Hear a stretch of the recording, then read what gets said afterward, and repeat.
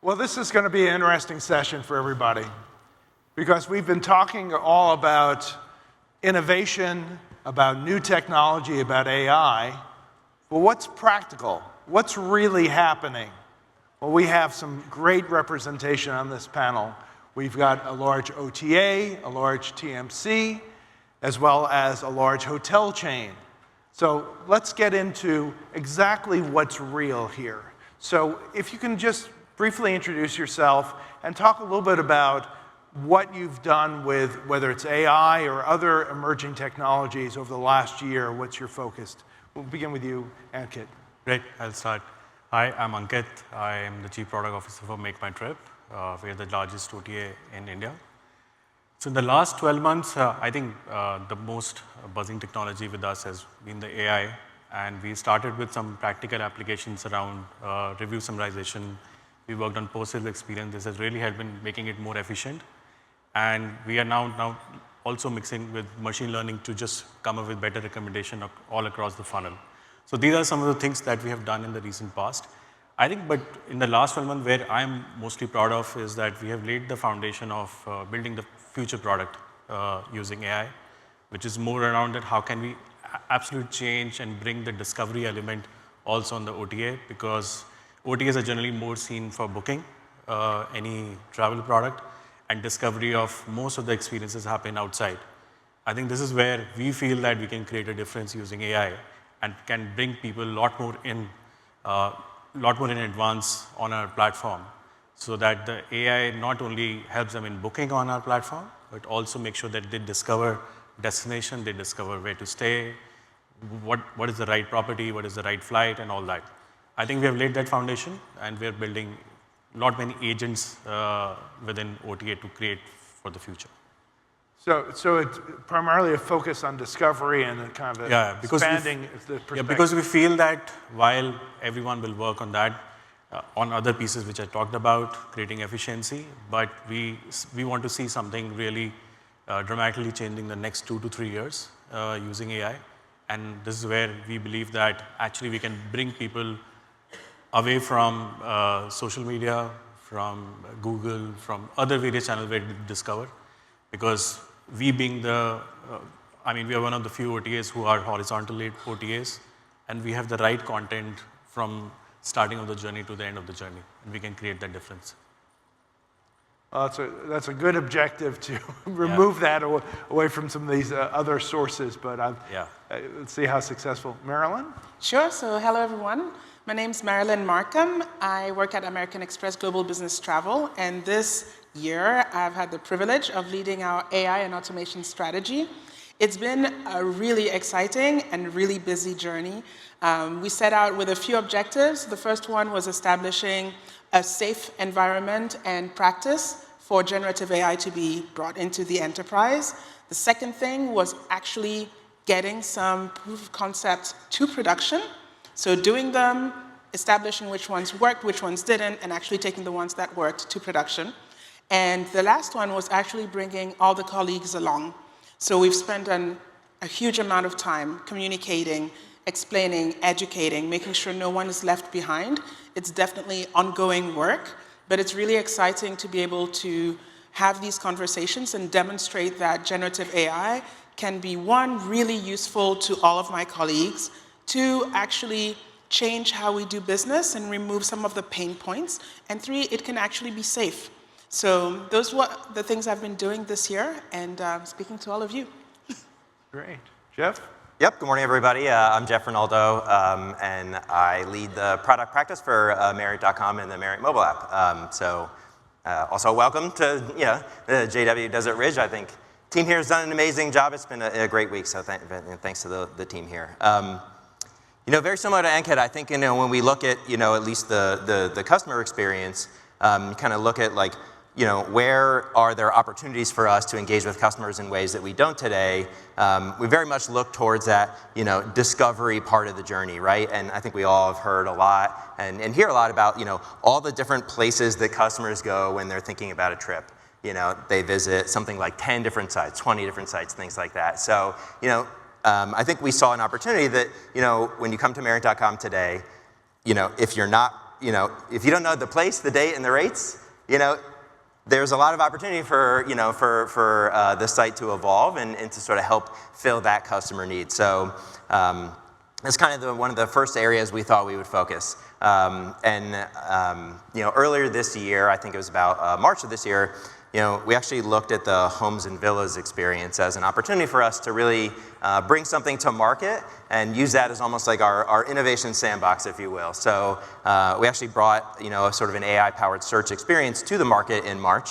And I think that really gave us like two really interesting, I'll call them wins, or two really interesting outcomes for us to learn from. One is, when it's in a prototype, and you're testing in a lab, there's only so much you can learn, right? There's only so much you can learn about how do customers interact with this, even if you're doing, usability testing, there's really just like, only such a small population of feedback you can get. So when you put something out in the wild, and you really give it to, a significant number of customers, you obviously get just like a tremendous amount of new insights about how do people use this? Are people even ready for this new paradigm? It's very easy to say, this is the future, and in practice, it's very hard to change learned behaviors. And so for 20 years, every site, and every customer has learned to come to a site, click a box, put in a destination and hit search. It's really hard to change behavior. So I think there's a lot of learnings from, obviously like how do customers actually use this? How do they use this in addition to traditional search? So that's kind of one area. And the second one is that, we've had a lot of learnings on, and the sort of purpose of this panel is like, what is real? How do you make this real? And, so the practicalities of taking something all the way into production at scale, like they hit you in the face right away, right? So, how do things like speed, how do you balance the speed of this, right? It's obviously like hugely computationally intensive versus a traditional search. Like, I think I've read that like Google says that an AI search is 10 times more expensive than a traditional search. Like, well, that's really real, right? From a computational standpoint. And then of course, like, at the end of the day, cost is a factor, right? So if you take everything that comes in the site and pump it through, an LLM, like the cost is gonna shoot up real fast. So like these realities hit you in the face, and I think that's where, the sandbox or the prototype, when you put it into the wild, these are the things you have to really wrestle with. Well, it's interesting, the last panel was talking about disruption and how is disruption, and they well, the big guys are really the target of that disruption, and what we have here are three of the biggest players. And what I'm hearing from you all is it's not quite as black and white as people are kind of describing it. They're saying, well, here's new AI, it's going to be a new interface for, discovering destination, or to help employees be more productive, or to perhaps help, the visitor to the site be more productive. But implementing it and the cost of it is not minor. And Marilyn, you were mentioning to me in the green room that there's resistance also in different parts of the world because of the threat AI has to the workforce. Maybe could we talk about that a little bit? I'd be curious how you've, if you could start, Marilyn, on your perspective on that. So we are a global operation, and we have social partners, especially in Europe, who have the right to veto new technologies and new ways of working. And they have been bombarded, apparently, in Europe with the message that generative AI is 100% coming for your job. It's going to displace a huge amount of the workforce, destroy the quality of life, and change the workplace.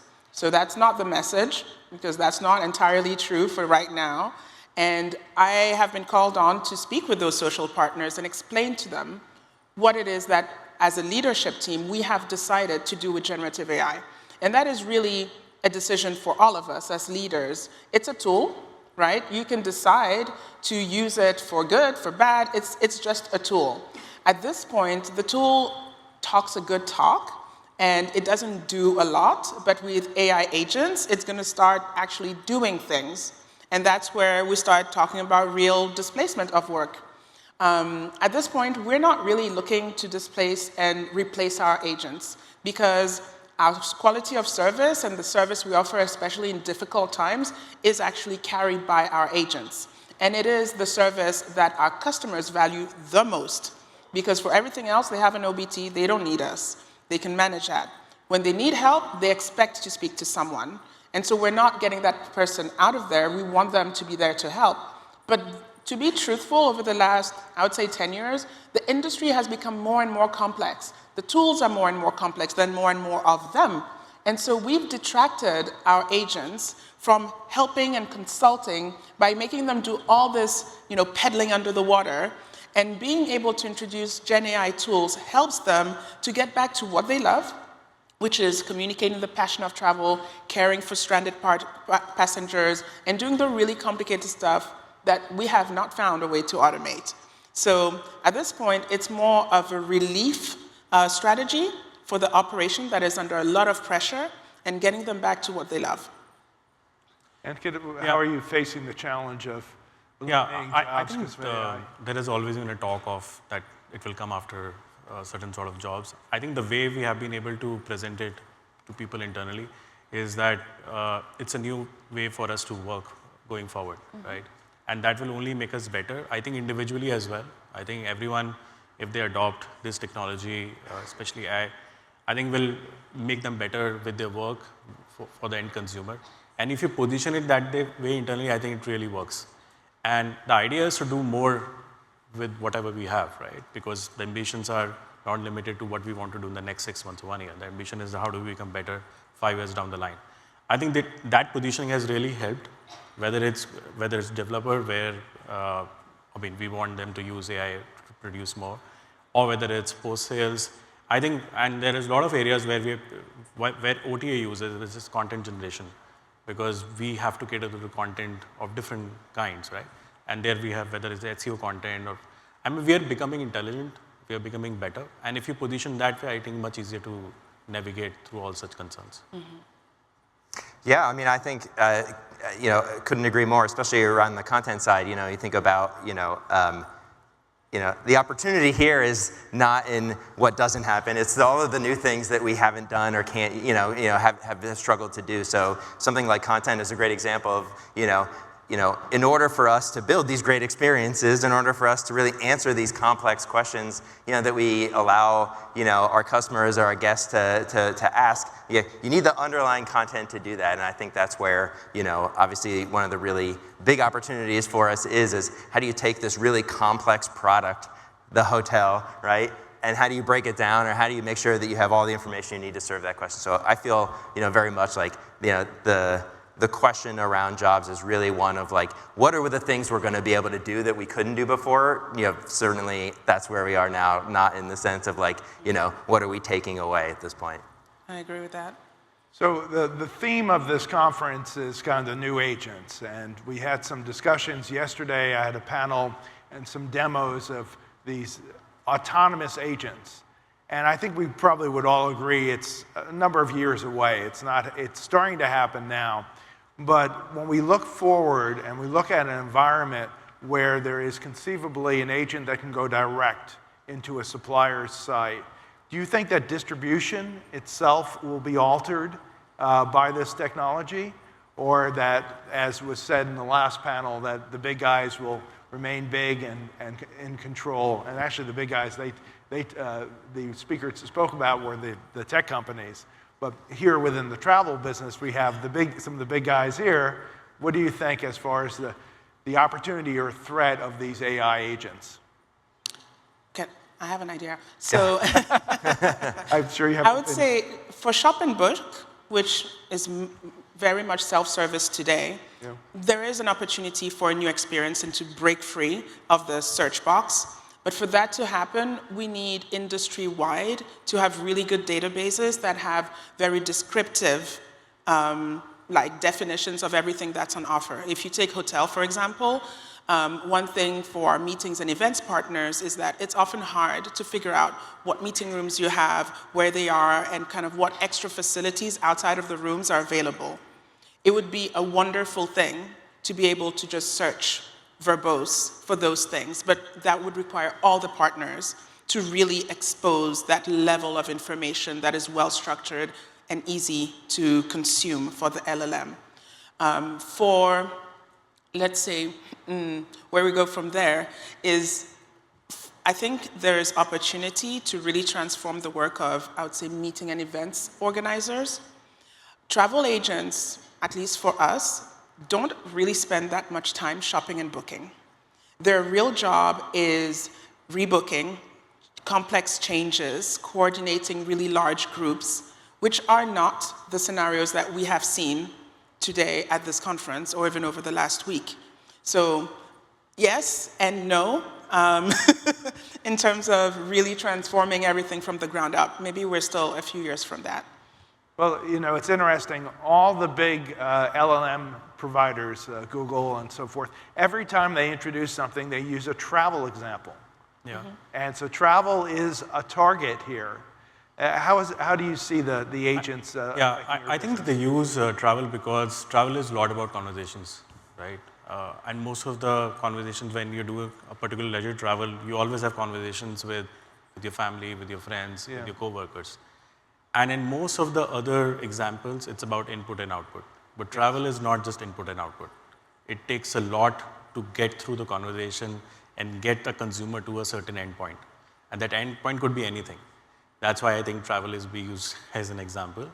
And the difference, I mean, when I look at big guys and our organizations, I feel that it's all about that how do you understand the domain better.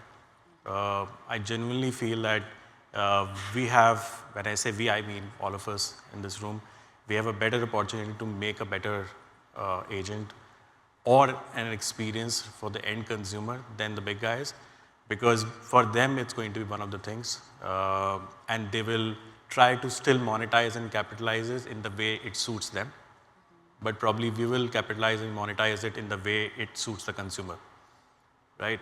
So both can go in parallel, and to be very honest, we probably will lead to a lot of collaboration. Like what we understood internally, like 12 months back, we were using enterprise LLMs available, but what we are doing now is that we are building our own small language models on top of those large language models to make it really helpful for the end consumer. I don't think they can ever do that. That's my understanding. Hence, I keep saying internally also, and whenever I meet, that it's about how do you see future rather than what do you see right now. Yeah, I mean, it's like I totally agree. It's a really complicated product to search for, and it's come up a lot this week, and I feel like, you know, a lot of what we talked about is, and it comes up, you know, in some conversations, is like, people actually like this process. They like the process of looking for travel. Like, it's actually an exciting part of the whole trip journey, or at least I think the accommodations part of it is, right? Maybe, you know, I'm not sure if people, you know, how much people say they really enjoy, you know, booking an airline seat, but like it's very fun to think about the place you're going to go. It's very fun to look at the pictures. It's really, you know, interesting to look at all the, you know, the things you can do in a destination. So I think about, you know, is this going to change? Like, absolutely. But at the same time, you know, how much can an agent replicate that type of an experience, right? You know, one of the things that I think, you know, obviously, you know, agents and something like ChatGPT does really is like sift through, you know, the noise and try to say like, here's what I think the best answer is. But, you know, how many choices are enough for somebody thinking about travel, you know? How many do you need? Do you need 3? Is that enough? Probably not. I think people want to look at a lot of options. So I think the end is not here in terms of, you know, do people want maybe both? You know, is there a world in which, you know, the real answer is some blend of a lot of these things? But I don't think we're going to, you know, and maybe it's much further out, but at least the near future I see is people still want that part of the experience. They like the trip planning journey. They're still going to want to come, I think, direct to the supplier. I think as long as we're offering, you know, an experience that is, you know, one of the best experiences you have with the best content and the best information, that, you know, people will still enjoy, I think, you know, doing that part of the journey. Well, it's something that's always, oh, yes, please. Just wanted to respond to that.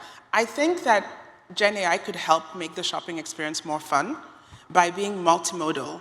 So the conversation with your family, the conversation with the agent maybe, or the representative is nice, but once you start to get to the selling part, wouldn't it be nice for Gen AI to pick up all the pieces of the journey and generate like an advertisement reel of your holiday? Show you go through the airport, the onboard experience, landing, getting to your hotel, little tour of the property, the activities.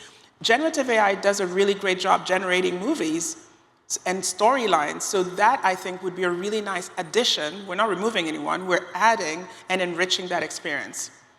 That's a great concept. I don't know if anyone has had experience with the Google product that allows you to actually submit a written paper, and it creates a podcast Yes. around that. And it sounds so real.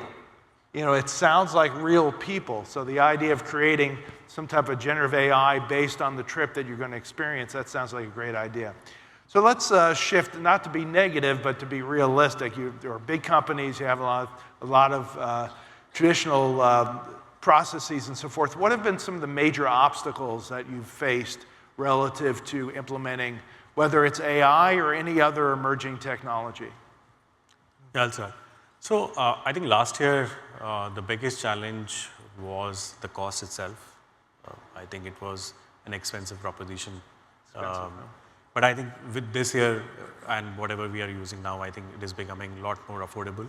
And by the way, affordability also get links to the output, right? Because we are now seeing the output, so it seems to be affordable, which was not the case earlier. And then that was one. Second, I feel it's not a challenge, it's an opportunity.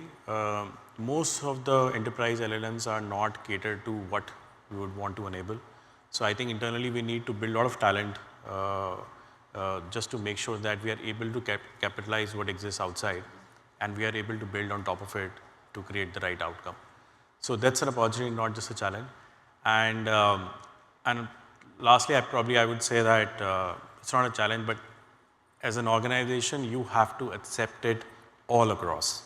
You can't just expect, or you should not expect that only a certain part of the technology or the product team or certain people in the group probably should take this as a way forward for them. I think it has to be embedded in each and every team how they work, because we are seeing some very unique concepts being developed for marketing team or even on the supplier side. Post-sales, it can do wonders, right? So it should be accepted in a way which was not the case earlier, but I think that's also an opportunity area. Yeah. I 100% agree with all of those. We have faced all of those. In addition to it, because we're being held to bank holding standards, we have the regulatory aspect of it and the challenge and expectations of our clients to demonstrate that the data, their data, our data, is still 100% safe. And that has been one of the big paranoias with generative AI models that were, I guess, a little too loquacious at their beginnings, and they would leak data that they were trained on or take data that wasn't theirs and then share it.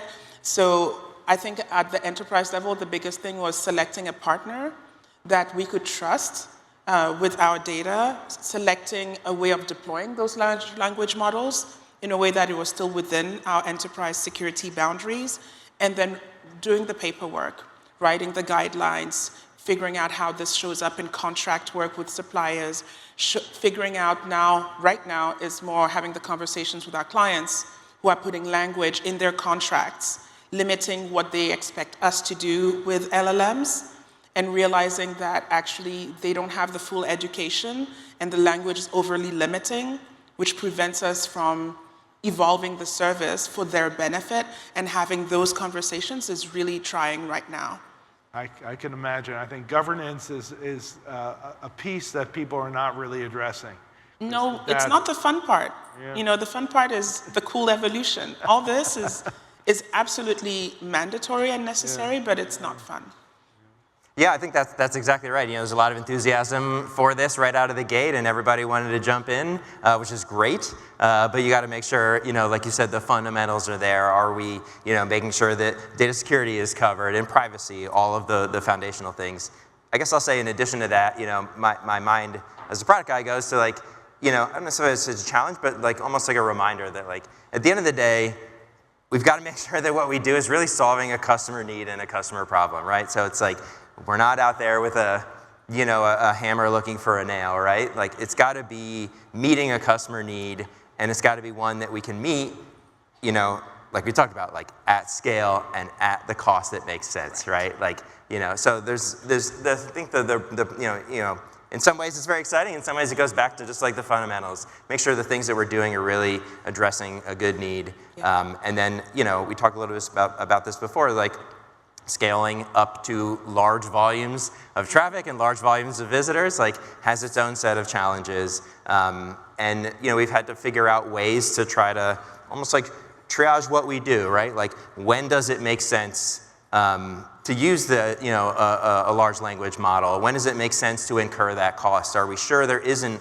a better, cheaper, faster way to answer that question? And then I also think about something like just performance in general, right? Like, if we sort of obsess every day about like how fast and how what is the quality of the experience on the site or in the app itself. And when you add things and you add complexity, it takes performance down. And so are we making sure that, again, at the core, like, we're still delivering a good experience that's fast, that meets a good customer need? Yes. So one of the terms that I have struggled with for many, many years, that is constantly talked about at these conferences and in the press, is this idea of personalization. And we had a panel yesterday talking about self-sovereign identity or digital identity and all the things that are coming from the EU and other places that are going to drive digital identity. And the basic concept is that the customer owns the information and decides what information is then shared with suppliers. And even from an airline kind of NDC perspective, if they want to really get a good offer out there, they need to understand that customer, or Marriott, or MakeMyTrip, or American Express. So I know that you all have data about your customers, but how do you feel about having some type of standard? It's going to take a lot of years, but probably driven by the government, for self-sovereign identity so that I own my own data. And then how does that interact in the hospitality world, in the corporate travel world, and in the online travel world, where you've depended on the profile that you've created and trying to serve the needs and personalize things there? I know that was a mouthful, but what's your feeling on this? I can jump in, I guess. I think the promise here seems like very good, right? We're talking about where's the friction in the trip journey, and I think we heard a little bit yesterday of like, how many times am I stopped in this process to present ID? So like, very clearly, I think the opportunity to sort of take a lot of friction out of the process is really good. I think the question, there's a lot of, like you said, it seems like there's a lot of complexity to work through. How does this all get integrated together? How can we use the information to still deliver a good experience, like you said? There's obviously things customers have chosen to share with us in their profile, right? And as part of being a member of the Bonvoy program, because they want us to personalize the experience, right? As intent, in theory, like the whole intent here is, I'm giving you information because I expect you to use it to make my experience better. And so, wanting to make sure that that's still preserved and that's still something we can deliver on kind of comes to my mind. Any other comments about that? Yeah, I think consumers are always concerned about the use of the data, but I think the way we deal with some of the partners that we work with, where there is some sort of collaboration required, that because for OTA, because every booking is different, every vertical is sort of different. So if you are able to create a right signals, which are not the exact data points about the consumer, then you get there as well, right? I think that's the approach we follow with external partners. And when it comes to a lot of use of digital identity at the ground, whether when you're checking in at the hotel or at the airport, I think I feel there are a lot of gaps, because that's where the friction is, right? Because I know I am a particular member of, but every time I have to say that this is who I am, right? So if we can eliminate those experiences, then I think on the ground it becomes a very delightful experience. Otherwise, it gets very difficult. Okay, I'm getting the chime here, but I'd like everyone to just maybe close with what's your major focus for 2025? What are you looking to do with emerging tech?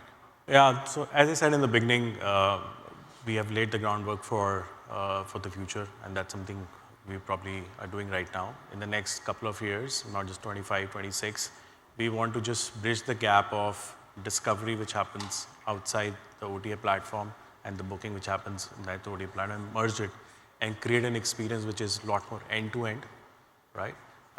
And that's something we'll be working on.